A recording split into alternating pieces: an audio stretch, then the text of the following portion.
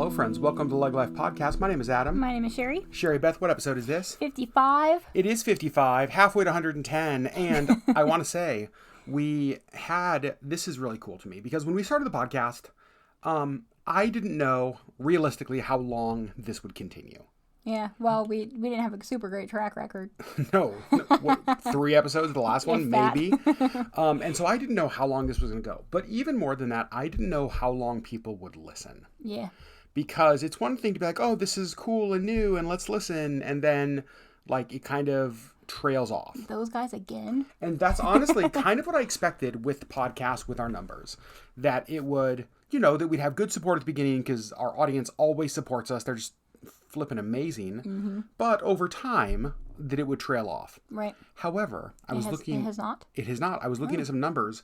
Earlier this month, we had our biggest week that we've ever had since we launched the podcast. Whoa. Crazy, right? That's cool. And so actually what we've seen is the exact opposite of what I expected, where actually we see it growing. And I am so surprised at that. This week we're talking about something that we recently sat down to kind of do some brainstorming on future podcast episodes. Mm-hmm. We're like, what could we talk about? What would make a fun episode? Yep. And we had this idea and we thought, you know what? This would be a cool thing to talk about. Yeah. Sherri, Beth, what are we talking about today? Advice we would give to our younger selves. This is something that a lot of people talk about. It's like, oh, what would I tell myself if I was younger? And at first it could be kind of almost like an empty question. But the more we thought about it, the more we're like, oh, actually, we have some pretty significant things that I think we would tell ourselves. Yes, I think so.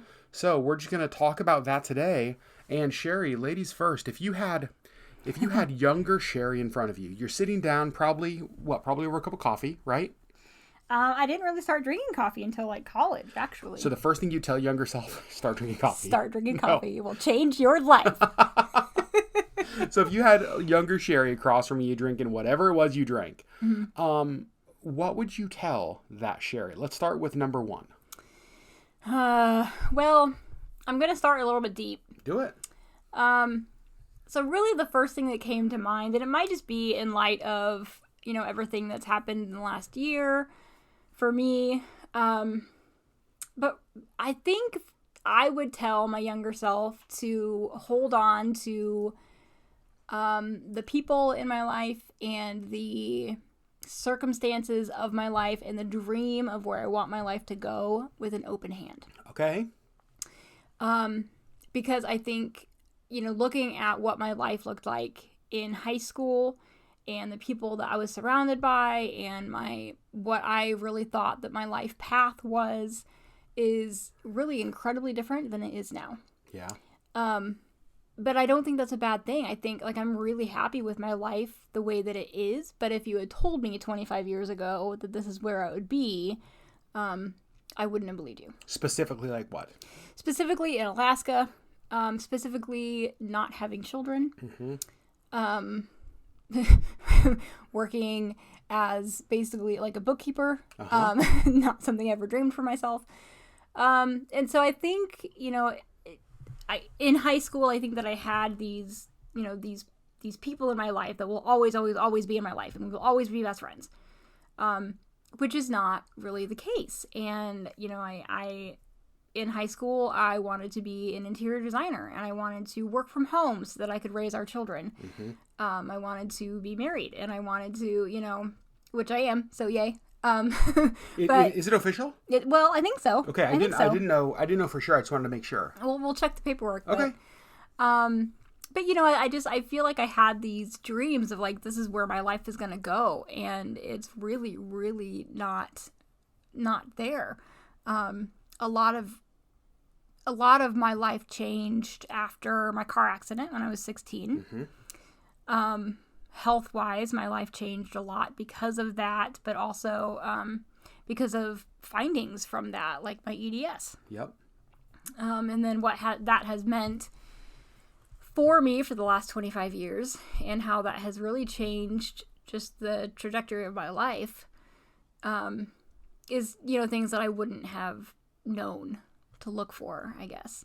And so I think that it's good advice for anybody kind of ever. Your life can change in a second. But I think especially for people in high school who are kind of trying to figure out where they want their life to go. And that's kind of where my brain always goes. Like, advice to your younger self, I kind of always go to, like, high school. High school age? Mm-hmm. Yeah. And I just think, I don't know, like, just hold it with an open hand, because there is so much about your life that will change. And I think that if, you know, I see people who try so hard to hold on to what they think their life should look like, that it prevents them from really actually living their life. Yep. And I don't want that for anybody. I think, you know, life is going to throw you curveballs, and life is going to change.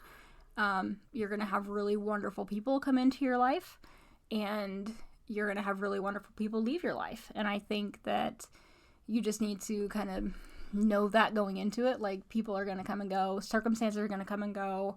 Your life is going to move on a path, and you just need to move with it. And so, as with, I think, most high school, I think I'm with you. When I think of this, I tend to think of high school age. Because before then, it's like, there's so little of your life that you actually have control over when you're younger. You know, you just sort of go where your parents go, and you sort of do your thing.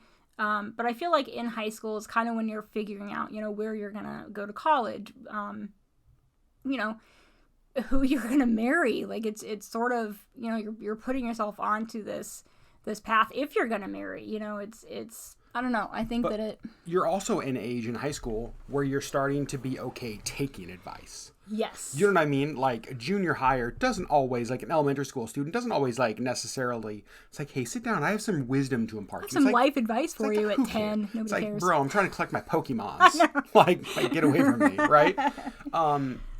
So I think that's really good advice. And I think it's advice that, boy, honestly, I don't think there's a person in the world who couldn't relate to, at least that in part. Right. You know, that something about life didn't go exactly as you had wanted it or expected it. And my choice in that is, like, am I going to be derailed by that? Or am I going to be cynical or bitter at that? Or am I going to be thankful for the way things did turn out? Or am I going to hold on to my dream so hard that I ended up not living at all? That's a good one. Yeah. I think for me, when I think of high school Adam, God, there's so many things I would say. First of all, it's like, stop being stupid. Like, I was such a bonehead in high school. But even just, like, trying to cast some vision for later, I think for me, because this goes back to, like, my Enneagram 2-ness and wanting people to be okay with me, it took me a while to find out my identity, because it was so wrapped up in making sure other people were okay with me. And I would say, figure out who you are, like, find out who you really are and the things that give you life, and then just do those things. Like, don't be derailed by all of the other people, because it's one thing. It's like, it doesn't matter who you are. You cannot make everybody happy. You cannot please everyone. You make one decision, it pisses off 10 people, and it makes 100 happy. You know what I mean? Like, right. You just can't go through life that way. And so to me, just, like, encouraging myself to be less of a people pleaser and just really discover who you are, and then be that person no matter what other people say or think. Yeah. It took me way too long to figure that out. Same. You know, and yeah, exactly. And you and I have kind of been very much on that journey. I feel like it took me a little bit longer. Like, I was 39 before I was just like, F this. Like, well, totally. And one of the nice things, honestly, is that we've been able to figure that out together. Yeah. And in some ways be like, you know what? This is who we are. And if you don't like it, sucks. You don't have to be part of our life. 100%. Like, move on. And because we genuinely believe that, like, we look at our life and we know that, like, we have an unbelievable community of people, not just, like, online people, but, like, here in life with flesh on, you know, like, community of people here. Yeah. We have people who love us, people who know us. And I just think I spent so long trying to appease the masses that will never be appeased. Yes. That I didn't ever find out who I really was. And I just wish younger Adam would have done that sooner. Yes. And I feel like that kind of goes into, like, my next little piece of advice. Okay. Do the things you want to do. If you dye that hair, you know, get that piercing, get that tattoo. And you know what? Here's the thing. I know everybody's like, but those are permanent. Yeah. Not really. Not Not really. anymore. Our bodies are not permanent. Our bodies are temporary. We have them for 80 or 90 years and then they If you're stop. lucky. If you're lucky. Yeah. And hair you can dye back. Piercings can close. Tattoos you can cover up. It just, it really doesn't matter. And I don't know. I just feel like, and that's sort of something that I'm not with the hair so much because I've had it for like 6 years, but like, piercings and tattoos and that kind of stuff is just sort of like probably in the last year that I'm just like, why? What am I waiting for? Like, these are things that I've wanted. This is things that I've been thinking about, kind of my whole life. I have these ideas and I'm just like, oh, but, like I can talk myself out of it, but why? Mm-hmm. And so I think, advice to my younger self would be do the thing. Do what you want to do. Dye your hair. Dye your hair. Get your piercings. Travel. Yeah. Experience a world outside of what you were raised in, because there's a whole big world out there that is extremely different from what you were raised in. And I think that I'm not saying I was raised in a bad place, but everybody has a different perspective from how they were raised. And I think that it's really healthy to get other people's, other cultures, other countries' perspectives. I don't think that that's ever going to be a bad thing. Oh, I totally agree with you. Yeah, I totally agree with you. I think that stepping out of your environment or your box makes you a better, more compassionate, more understanding, more empathetic person. Yep. Like, as you see the perspective in the lives of other people, you become a better person. Right. I don't think that you can see a whole different culture and not be changed by it.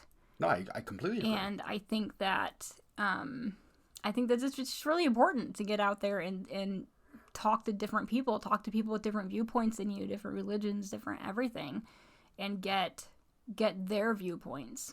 And I think that to kind of your first point, which was around like do the things, whether it's hairs or tattoos or piercings or whatever. Mm-hmm. Obviously, you got your nose pierced this time. Well, not this time last year, but getting closer to that. Because, you had your health scare last year and it was kind of like, you know what, I'm going to stop putting off the things that I've always wanted to do. Like, I'm going to start living a little bit. Right. Yeah. But like you waited until you were that age. I waited until I was 39 years old. Right. And I think that's silly. Like, what was I waiting for? Yeah. That's a good question. Yeah. What was I waiting for? Right. Like, what would have made you get that done sooner or something? I think back, just kind of tagging onto yours, I think back to a lot of, I don't want to say regrets, but there are things that it's like, man, I wish I would have done this. I wish I would have done that. And I think one of the goals in life is to like limit regret. Yes and no. Okay, let me hear the no.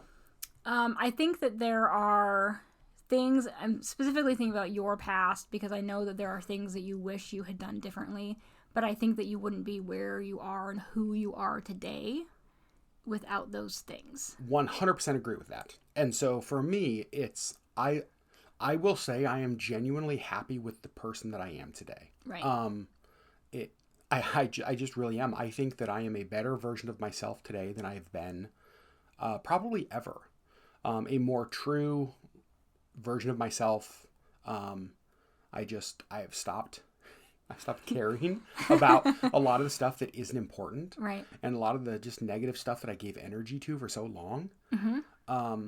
And I do understand that the person I am today is a result of the million decisions that I've made. Right. That being said, the reality is because, especially during high school years, like I made so many bad decisions that it's just like you live your life with these memories that aren't always, well, not aren't always, that are never good or healthy. Yes. Especially with a past like I have, I think all the time it's like, man, it would be so much easier to like live somewhere else other than where I grew up. Mm-hmm. Because like everywhere in town, there's memories of just lots of bad things. And so that's what I mean when I say regrets. I understand that they made me who I am, and for that I'm thankful. Mm-hmm. But man, to walk through life without those would be amazing. Yeah, I agree with that. That's the thing. I wish there was a way to have both. Like, be the person you are, but also not carry on the baggage from like a decade of stupidity. Yeah. I think that for me, my next thing that I would tell myself So there are things that I didn't do that I wish I would have. And this kind of goes back a little bit to yours. My family moved to Alaska when I was 3. I've been here ever since. Obviously, I've traveled a whole bunch. But there's a lot of things like, man, I wonder what it would be like to live somewhere else. Or I wonder what it would be like to, take a summer or take a year and go somewhere else. Mm-hmm. And there's all of those things that I would love to have had that experience. And the crazy thing is like, I completely could have. I just never did. And I think one of the reasons I never did is that I don't know if this will make sense, is that I didn't really think you could. What I mean is that I felt like there had to be this, like, okay, now I'm in my 20s or now I'm approaching 30s and I have to be responsible, or you have to, it's like there's a pattern of life and it doesn't involve being irresponsible for a year. But it's like, that's stupid. It should involve that. Well, and honestly, that was sort of my train of thought at 21 when I moved up here. Yeah? And I feel like that was sort of a glimmer of my true personality, which I do try to hide, I think, in fear or in cautiousness or in whatever. And I think that me just being like, I'm moving to Alaska. The worst that's going to happen is I'm going to hate it and I'll move back. Like, yeah. I mean, really, like, that was my thought. Like, I'm doing it. I'm moving to Alaska from Indiana. Totally. And, I knew you and I knew your circle of friends. Yep. And that was it. Yeah. Like, I didn't have a community to land on. I didn't have anywhere to, like, land on my feet. I was just like, let's just make this work. Mm-hmm. And if it doesn't work, I will move back. Yeah. And it was sort of, that throw caution to the wind kind of thing that I think is really at the core, like, kind of who I am, but I have built this wall in myself to be this very cautious, careful person. And part of that is because I hate hurting other people's feelings. Like, I feel other people's feelings very well. And I don't want to hurt other people. And I saw what that did to my family, for me just being like, peace, I'm moving to Alaska. And it caused a rift that has never truly healed. Right. And so, I don't know, I think, I feel like it's a fine line of, like, just do it, but also, like, maybe think twice. I don't know. Well, to me, one of the things that you said, and this is what I was trying to get at with mine, is that now at this point in life, I've adopted this thought, and this really helps me. When I, like, freak out about something, one of the things I do is I tell myself, okay, worst possible scenario. Yeah. Like, what's the worst possible outcome? It's right. I make this decision and it ruins us financially and we lose our house and we, like, this is legitimately how my mind works. I'm like, okay, so let's say they, like, foreclose on our house. I'm like, well, we have friends right here in Anchorage who in a second would be like, bring all your stuff. You're living with us now. Right. You know what I mean? Would take us in. Like, we have a community would never let us be without. Mm-hmm. And when I think about the worst possible scenario, the worst possible outcome, in some ways it takes away the power of fear in my decision. Right. Because I realize that even if this goes as bad as possible, we're still okay. Yeah. And I didn't do that when I was younger. And so I let that fear of the possible outcome keep me from making decisions to do things that I wish I would have done. Yeah. Now, I think the reality is that you and I have done pretty good in our old age that we are now in our 40s. Sorry, Sherri. Whoa. About doing that kind of stuff now. Like, we do things and we live a life that, isn't always the most responsible. Mm-hmm. But at the same time, it is the life that we want. Like, that's what we want to do.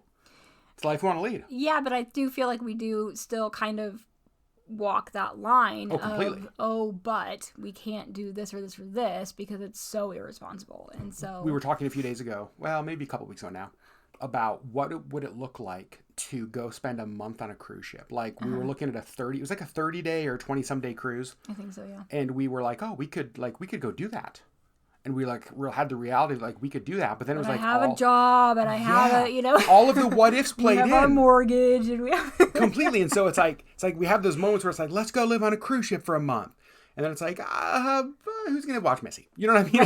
It's like all of those things. And it is. She'll do fine on the street for a month. She's fine. She'll be totally fine. It was I think the cruise was in the summer anyway. She could forage for food. She'd be great. Sure. An eagle would probably get her. In 3 seconds. She would not last. Step outside. 1 whole minute. Instantly eaten by a bear. like Missy. One paw outside, instant bear lunch. So yeah, I think that would be just advice to younger Adam is, don't necessarily be so cautious. Like, don't let the power of like the what ifs in fear or the fear in what ifs keep you from doing things that you really wanted to do. Like, I went to this is going to sound like the dumbest thing. Growing up, I always, like through high school, even through like my 20s, I've always wanted to go to like a big music festival, like Coachella, like South by Southwest or Austin City Limits, that kind of thing. It wasn't until a few years ago that I finally went. Like, well past the age of the demographic of people who are showing up to these music festivals. Yeah. But I finally went. And that was when you were gone on my 38th birthday? Yep. Well, you know what? I'm out there living my dream, Sherri. Sorry. 38th. That's what I tried to say 30th, but no, that's 38th. That's what this podcast is all about, me living my dreams. Sure, you can't hold me back. You gotta let me run like the wild stallion I am, Sherri. Gotta let me gallop to music festivals. All right. Next time, going to Burning Man. Oh, boy. No, I'm not. But I remember being at Austin City Limits and having the thought, I remember where I was on the field, actually, and having the thought that, like, that was something I had wanted for more than a decade to do. Like, to have that experience and to go to something like that and experience that. Yet, for lots of different reasons, it didn't happen. Right. And so, yeah. Sherri Beth, other advice, and it doesn't have to be serious advice. It could be like, I'll give you an example of advice that doesn't have to be so deep. Uh-oh. Adam, don't get your eyebrow pierced. Adam, stop wearing the visor with the frosted tips. Adam, please stop doing those things. They're not very cool. Correct. Actually, here's the thing. At the time, they were pretty cool. At the time, they were the height of coolness, and that's the thing. So sad, though. It's so sad. To say that. It was a very short-lived time, but I feel like there are still some people just holding on to that, and that's something they need to maybe let go of. That's the funny thing is when I see somebody now, and it was funny because that was the time when I was a bouncer at a bar. Some of you guys know that story. I was a bouncer at a bar. I always wore visors, had my frosted tips, had my eyebrow ring. I'm not proud, you guys. I'm not proud of this time in my life. That's what I would tell young Adam. You had your old clunker truck with the visor on the rearview mirror. Here's the thing. I can't grow hair now, and I wasted my prime hair growing years with frosted tips. Oh, that hurts so bad. It hurts so bad. Oh, I love you so much. So those kind of things. Like, it can be something lighter. What is a lighter thing that you would tell little Sherri or younger Sherri? Oh, man. Stop going to Newsboys concerts? Stop going to Newsboys concerts. Oof. You know, I don't know. My brain doesn't work on light. My brain works on deep. Do you have any more deep things? Actually, that's an interesting insight to you because that's really true. You do better with like deeper questions. Yeah. Than. Yeah, because I live deep in my head. Interesting. I don't have like the outer layer, like everybody can just like bounce off. I don't have that. That's me though. That's where I live. That's where you together, live. you and I have one fully functional brain. Right. Like, honestly, together, a real healthy. That's why we're so good together. A real baby. well-oiled brain. It's true. That's true. Anything deep that you tell little Sherri? Oh no. I don't think so. I think just what I've said, like, do the thing. I don't know, be the person that you want to be, even if it's weird. Like, press into that. And there's a lot of things that, especially, so I remember the first time, this is so funny, but, not the first time I got my hair cut, but like, in high school, I had a crush on this boy. What? I did. Ugh. And I hate him already. He is my Jake Gyllenhaal. Wow. And I went in and I got my hair cut, and I think that it had been like down kind of middle of my back, like pretty long. Okay. And I got it cut to like my shoulders. Oh, so big cut. It was a big cut, and I was just like, I'm so excited. I'm doing it. I'm chopping the hairs. and he didn't like it. Oh. And it like crushed me. Oh. And since then, honestly, I've had a really hard time like cutting my hair. I still do, but like how many times am I like, are you sure? Like, this is okay if I cut my hair? You like, ask all the time. And you know why? It's because of that. Wow. I didn't know this. Yes. And I feel like there's all of those kinds of things that happen to me, like in, junior high school, that have caused me to kind of put this wall up. And I wish that it hadn't. I wish that I'd just been like, it's my hair. I don't care if you like it or not. I wanted to cut it. Mm-hmm. But like always wanting to be liked, wanting, I especially by like a boy or person of the other sex. Right, completely. Right. Somebody that you're crushing on. There's so many things that I didn't do that I wanted to because I didn't want to put myself into a weird light. Wow. And I think that has held me back. Yeah. In life in general. So. Well.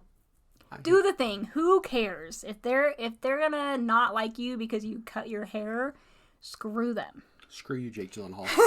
That's the takeaway. No, I actually have one more, and mine is it's not necessarily heavier, but it's something that if you came up to me in high school and said, Adam, a couple decades from now, you're gonna say this, I would have said, you are crazy. Here's what it is. I'd walk to myself and say, Adam, your mom is right. Woo! Listen to her. Whoa. So here's the thing. My mom, I love my mom. I really do believe that I have the best mom in the history of moms. She's pretty great. She's spectacular. Pretty fantastic.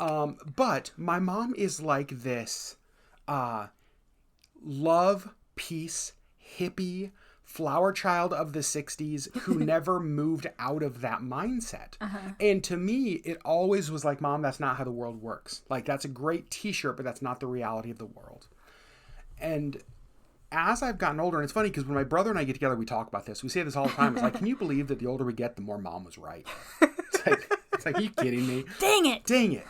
But just her mentality and her mindset around the approach to happiness and to joy and to like kindness has been, it's just been so, she was so right for so long. And I thought she was so crazy and she was so right. And you know, what's interesting is that one of the things I thought in high school was that was a really good mindset until life got hard or until things got rough, or that's a good mindset until something goes wrong. The irony is that, and I don't know that we've talked about this on the podcast, we've talked about it some on the vlogs. So in my work leading the nonprofit, we work with trafficking survivors, like literally the buying and selling of human beings for commercial sexual exploitation. Like, in my opinion, one of the biggest injustices in the history of the world. Right. Work and life for me is very dark and very heavy. And the irony is that the darker life gets, the more I see that my mom was right. It's not the other, and I thought it would be the other way around. Right. I thought that it was like, the more you like dive into the darkness, the more you'd be like, see, I told you humans sucked. But that's not been it at all. I found that what I need to balance the like darkness of the world that I live in is that light that she always talked about, and that joy and that hope and that peace that she always talked about. And so I can't believe it, but my mom frickin' was right. Because in the midst of so much darkness, one little glimmer of light lights up everything. That's the thing, is that, like, I have to be able to pull myself out. And so I find myself all the time, like, if we have a hard day at work, or we have a new survivor that came in, or we just have a really hard trafficking story, like, I'll kind of need to step away, take a breath, and, like, kind of recenter myself. And I'll think about things my mom said, and I'll think about the importance of staying positive, or looking for the positive in a really dark situation. Right. And sometimes the positive isn't always huge and glaring. Sometimes it's a little like shimmer of something, but being able to find that shimmer when things are really dark is really, really important. Yeah. And I would not know how to do that if my mom hadn't have basically not shut up about that my whole life. Right. And so that's it. It's like, crap, she was right. I can't believe it. Mom was right. Right. So, yeah. Yeah. Do you have any other words of wisdom? I don't think so. All of my other ones would just be specific situations. Like Sherri said, I had especially high school, even a little bit younger than high school, up through early 20s. Just a series of like unfortunate decisions. Unfortunate decisions. That would be the Adam Legg. A series of unfortunate decisions. Yes, but again, I do think that they made you who you are today, so it's hard to like regret those. I am glad that they are mistakes that you learned from. Yeah, that's true. And not mistakes that you're living in. That's a good point. That's a good way to look at it. Yeah. Yeah, that's a good way to look at it. Actually, that would be one more piece of advice I'd give myself. Learn from your mistakes. Well, just keep going. Yeah. You know that in the middle of a mistake, you can take on that decision as your identity. It's like, oh man, this is who I am now. Like, this is what I am. This is what I do. And it's like, that's not true. Like, you have the chance to be a better person. You have a chance to do better and to make better decisions. Mm-hmm. And don't let the mistakes you make and the decisions you make and the bad choices you make, don't stop there and let those become your identity, because you can be a better person. Yes, you can always. And that to me, you can be a better person tomorrow than you were today. Even now. 100%. You 100%. can make one tiny half a degree change. Do better. To do better. Yep. Mm-hmm. Just do better. So there you go, Sherri. What do you go. think? Anything else? I don't think so. Okay. You didn't like coffee in high school? I didn't like coffee. No, just, here's the thing. I haven't been able to move past that ever since you said it. Here's the thing. We're gonna dig into little Sherri for a second here. Okay. In high school, there was a coffee shop called Common Ground. Of course there was. Obviously. Hello, Midwest. Exactly. It wasn't called Hebrews, like that kind of thing. Jehovah Java. Oh, gosh. I can keep going. Anyway, I didn't like coffee. Huh. And I grew up with coffee in my house all of the time. Your mom's a coffee drinker. My mom is a coffee drinker. Yeah. And so there was always a pot on, like always. And I loved the smell, but I did not like the taste of it. I didn't like it. And so when we all hung out at Common Grounds, I would get a white chocolate steamer. Oh, okay. Almost exclusively. Sometimes peppermint if it was, Christmas time. Mm-hmm. Yep. But almost always like a white chocolate steamer. And I kind of kept that up even when I moved here. So in college, I do remember this. I would drink those. It wasn't really even real coffee. Oh. Do you remember those little tins of flavored powder? Yeah, it was like, what are it called? Like Celestial something. Something like that. I don't remember. No, that was like a tea. But there was I don't remember, but it was. Had a little plastic lid you'd peel off. Yep. So I drank that. It was a caffeinated hot chocolate. Let's be honest. Yes, that's basically. What it was. Yeah. Yes, very lightly caffeinated. Completely. But I also just basically lived on Dr. Pepper. So, Dr. Pepper and M&Ms. And what's up, college? Right. Sometimes Mountain Dew, if I just wanted a kick. My gosh. I know. So I didn't really drink a lot of coffee. It wasn't real coffee in college. And sort of in college, I got into like the U band because that's what I could afford. Hello, poor college kid going to an extremely expensive Christian college. That may be the worst coffee in the history of coffee. I know, but it was like $3 for like 14 gallons of coffee. Listen. U-Ban. So I drank that, but it was also like very doctored with like every possible thing ever. Yeah. Because again, I didn't like the taste of coffee. I just needed the caffeine. Yeah. To stay awake for hours and hours and hours. So, but when I moved here, actually I was working at Curves at Russian Jack. Yep. And which is that's like a neighborhood here in Anchorage. Yep, neighborhood here in Anchorage. And there was a little coffee shop that I would stop in at every morning and get my white chocolate steamer. Which, when you work at an exercise place and you get this thing that has like 8,000 calories in it, first of all, not great. Totally. But it was when I could still actually burn calories, and so it wasn't that big of a deal. But so the lady there that like ran, her name was Cheryl, and one day she was just like, I could make you a white chocolate mocha, which has coffee in it, but it's still going to taste pretty much the same. And I was like, but I don't really like coffee. She was like, let me just make you one. And if you don't like it, I'm not going to make you pay for it. And I was like, fine. And I was like, oh my gosh, this is the best thing ever in the history of ever. Cheryl changed your life. Cheryl changed my life. And so I really went from like the white mochas. I drank those for a long time. And then I realized how many calories were in that. And so I switched to lattes, like vanilla lattes, and then now I just drink Americanos. I will say that's been one of, and also I know that we were way off topic, you guys. It's our podcast. It doesn't matter. Right. We can talk about whatever we want to talk about. Exactly right. I remember when you switched to Americanos, how shocked I was, because you always liked the coffees that were syrup and flavor forward. So lots of sugar, lots of milk and cream, little bit of coffee. Right. Mostly just for color. Splash of coffee. Like just for color, really. Right. So it's not just white. It was more, just it had that tinge of brown. Exactly. So it's like, drip of coffee. I can tell there's some coffee in there. But then when we switched to Americanos, because like calories and carbs and all that kind of stuff. But then it's like, even an Americano, you can load up with not healthy stuff. Right. But then you were just like, now your drink is like an Americano, sugar-free syrup, and like it's so funny because Sherri does like, she says a splash of cream or of milk. You guys, it is so funny because you would not be able to tell by looking at the color of her coffee that there is anything in there. It is the littlest tiny splash I've ever seen. It's like a teaspoon of milk, usually like a coconut milk or an almond milk. Yeah. Unsweetened because no carbs. Yep. I don't I don't know. But thanks to Cheryl, she got me actually addicted to the actual coffees. You've come a long way from the white chocolate steamer, white chocolate mocha, latte. Those little French coffee things, whatever they were. I don't know. Gosh. They were terrible. All right, friends. Rabbit trail done.